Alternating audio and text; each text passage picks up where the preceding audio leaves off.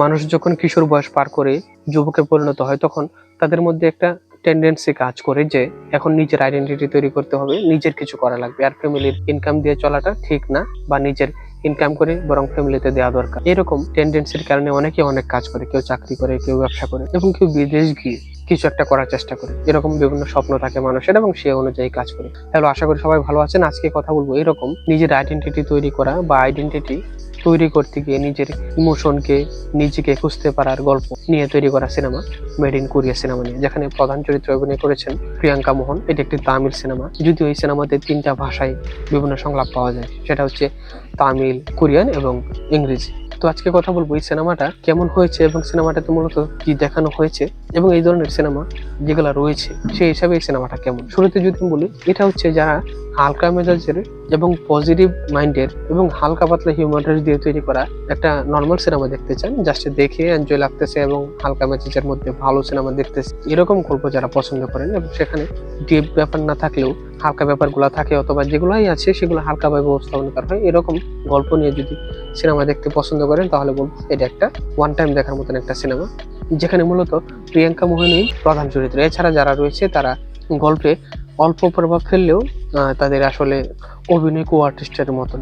এখানে কোনো হিরো নেই, জাস্ট প্রিয়াঙ্কা মোহনই সবকিছু।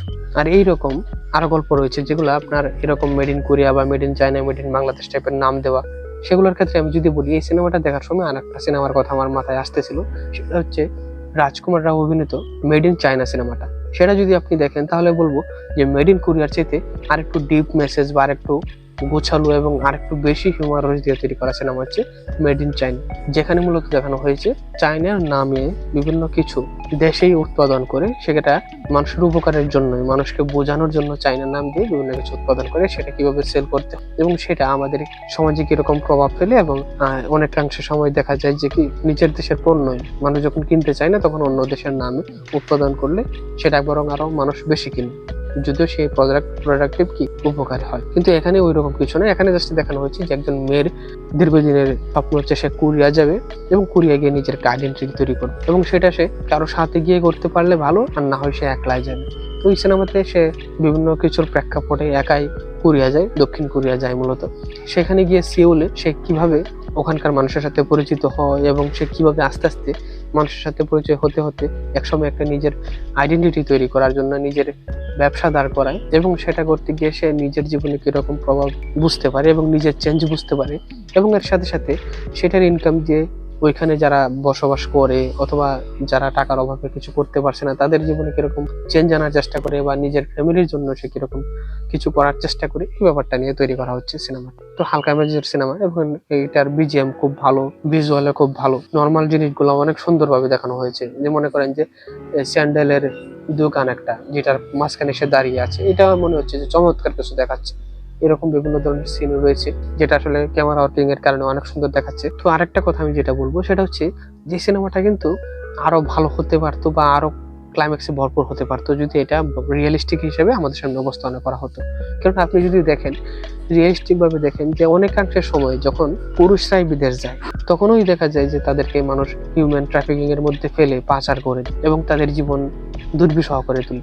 সেই জায়গায় একটা মেয়ে যে কখনো বিদেশ যায় না, যার বিদেশে কেউ নাই, অর্থাৎ কোরিয়াতে কেউ নাই, সে একলাই সিউলে চলে যাচ্ছে এবং সে চাইতে না চাইতেই আর কান্নাকাটি করতে করতে সে কি অনেক মানুষের সহযোগিতা পেয়ে সে নিজের আইডেন্টিটি তৈরি করে ফেলেছে, ব্যবসা দাঁড় করিয়ে ফেলেছে।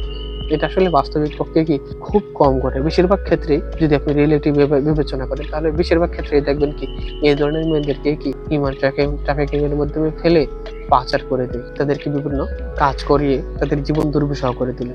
এইরকম বিভিন্ন কিছু আছে বাস্তবতার দিকে আপনি চিন্তা করলে দেখবেন। কিন্তু এই সিনেমাতে ওই রকম কোনো কঠিন পরিবেশই দেখানো হয় না। দেখিয়েছে সে মাঝে মাঝে যখন কিছু করতে কি করবে বুঝতেছে না, তখনই সে কান্নাকাটি করতেছে আর কেউ না কেউ তাকে এসে হেল্প করে দিচ্ছে এরকম।